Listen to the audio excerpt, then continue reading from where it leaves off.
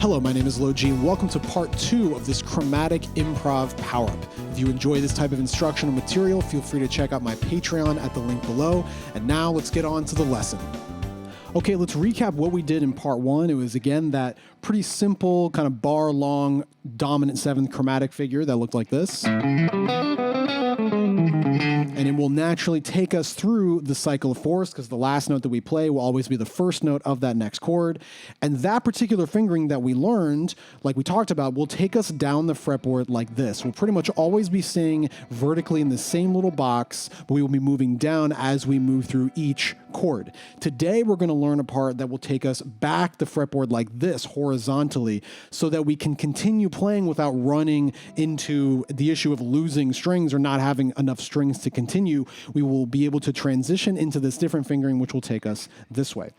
This is how we're going to do this. Very simple. All we're really going to do is jump to a different octave to play pretty much the exact same fingering. So watch this. If I play, let's take this normal shape that we were doing before that looked like this.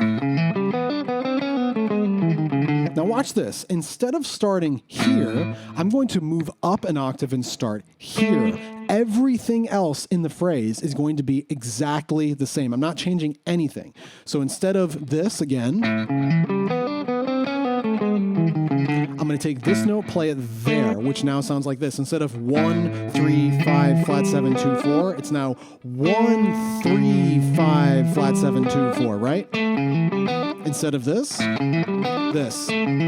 How am I doing that? I'm literally just taking this first note, moving instead of playing it there, moving it up an octave and playing there.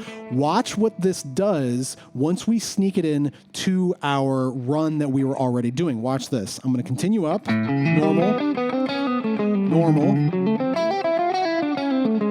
Now, instead of playing this and continuing this way, I'm actually going to play this instead. Watch this. Here's normal. But watch this instead.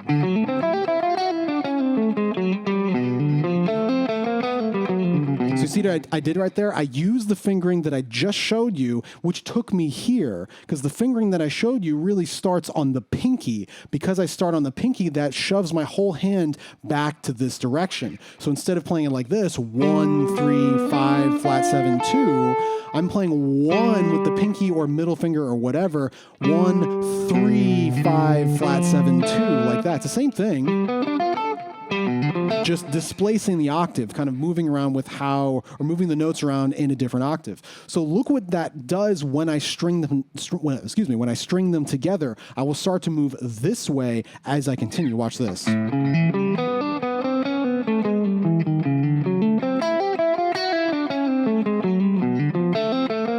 And then I continue here, right? So notice I moved down with that little transitional part, that different fingering, and then I continued to play right here. So you can see how much mileage we can get when we are connecting these shapes, especially if we're way up here. I can string together a whole bunch of them and continuously kind of step my way down the fretboard until I run out of room, and then I go to a different fingering that we're going to talk about in the next video that will take us up the fretboard like this. So what we need to do is simply memorize what this shape is. So just like the previous part that we went through, there are going to be 3 different strings that we'll be able to play this figure off of. We're going to play it off of the A string. We can't play it off the E string, right? Because if we played off the E string, we would need another string down here to play, because remember what this figure is. It's root and then down to the 3rd below, right? Which with normal 6-string guitar, we can't do that with starting on the 6th string. We have to do that starting on the A string to keep it within the same fingering that we're talking about. So the first one's going to look like this. Starting on the A string, we'll play like this. 1, 3, 5, flat 7, 2, 4. Then pretty much everything else feels exactly the same as we just went over. There's the 4, 2, chromatic up to 3, 3, 2, 1, chromatic down to 7, 5, enclose or trap the 4. Notice what finger I'm on right there. That's the start of the next chord. I'm already set up perfectly to play the same figure that we were doing. So that's what it looks like on the E string, or excuse me, on the A string. It's almost exactly the same. The only difference is the starting note. The starting note is on the pinky right there, but then after you hit that note, you transition to pretty much the same fingering that we've done before. So that's on the starting on the A string. Starting on the D string, it's going to be exactly the same, verbatim. Looks like this. right? That's the fingering that we started with. Instead of 1, 3, 5, it's 1, 3, 5, flat 7, 2. And then we continue. The final shape is going to be the one that looks slightly different because we're hitting the B string. That's when the tuning issue happens. But again, pretty easy once you get it down. We're starting here on the G string. That looks like this. 1, instead of doing, 1, 3, 5 like that, we're going 1, 3, 5, flat 7, 2, 4 like that. So I'll play one more time. There's our little finger roll that we were doing earlier because of the tuning issue. Again, all of the variations I'm doing right here are pretty much exactly the same as the fingering we did in the previous video, with the first note being the only difference. But that first note makes a huge impact on where you play it, because the first note is the pinky, right? The first figure that we learned in the previous video, the first note was the middle finger. That keeps us right here, right? We're kind of centered around this area. But when we play with pinky, that forces us back here because all of the notes are kind of to the left of where we're starting. This is actually kind of how I describe scales on my Patreon. I don't describe them as positional things. I describe them as left, right, or center, whereas all the notes are centered around your starting note, to the left of your starting note, or to the right of your starting note. I personally find that to be a better way to view the fretboard because it's more kind of reactive. It allows you to adapt or accommodate much faster than just having static scale shapes that just live in a one position at a time. So if you're curious about that, feel free to check out my Patreon at the link below, like I usually say. So let me show you what you can do when you string these together. I'm just going to play a little bit, just mess around. I'm going to start on a random note. How about I'll start on this D right there. So I'll work up like this. Continue. Now I'm going to move to the left. Continue to the left, right? Stay here, stay here, stay here, continue to the left, continue to the left.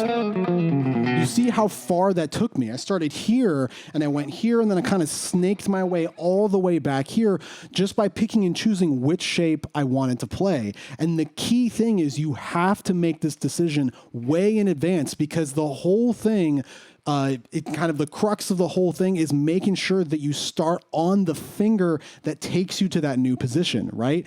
If I want to stay in this position, I know I need to end the phrase or start the next phrase on my middle finger, because that allows me to continue with the fingering that we learned in the previous video. But if I want to move this way, I have to make that choice to say, okay, here I am. I can play middle finger for sure, and that's fine, but then immediately I have to reach back here and then continue the phrase. So you have to really make these decisions way in advance to make sure that you're not going to get tripped up as you're trying to improvise with how you connect everything. So that's pretty much it. Again, the same phrase. It's always the same note structure, but we're changing one little note, and that puts us in a totally different position than we were before. So again, over the backing track here, we're going to run this backing track, by the way, is going to run from 80 to 120, I believe. And how we're going to do it is very similar to what we did before. We're going to repeat each of these shapes starting on the A string, starting on the D string, starting on the G string. We're going to repeat them 2 times in a row. So very similar to the previous track. It'll sound like this. Again. Next one on the D string 2 times. Again. Then finally 2 times on the G string. Again.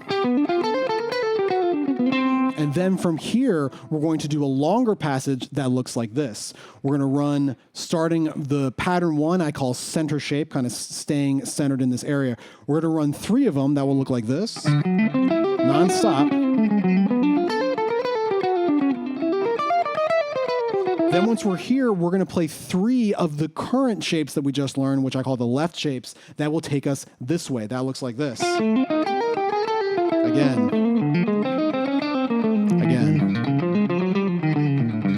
And then we end the shape. So you can see what happens as we continue down with that particular shape. We're constantly moving this way and kind of up as well. We're kind of moving this way, down this way, and then up strings, or up to the thicker strings, I should say.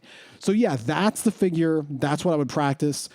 Get these shapes in your hands, practice connecting them. I will say, when I am running all of them, even though the shapes by themselves do kind of start on pinky, that seems to be the easiest fingering. Sometimes when I'm playing these, I actually don't. I just play middle finger as though, like, for instance,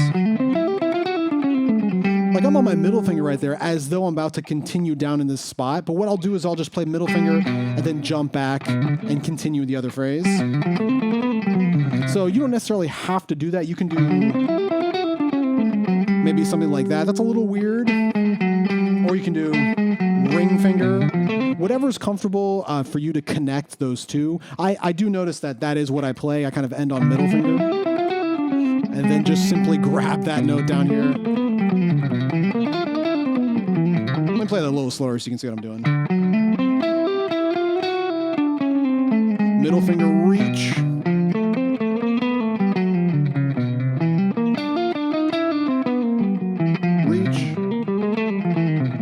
Continue. That's pretty much how I'm doing this. Again, you can adjust your fingering however you want, but that is going to be this different fingering. Again, what are we doing? Changing the notes slightly, really just the first note that will allow us to move down the neck like this to give us more places to move. So again, backing track 80 to 120. We're doing each one starting on each string twice. So 2 times here, 2 times there, 2 times there. And then we're going to string a bunch of them together by starting with the 3 right here.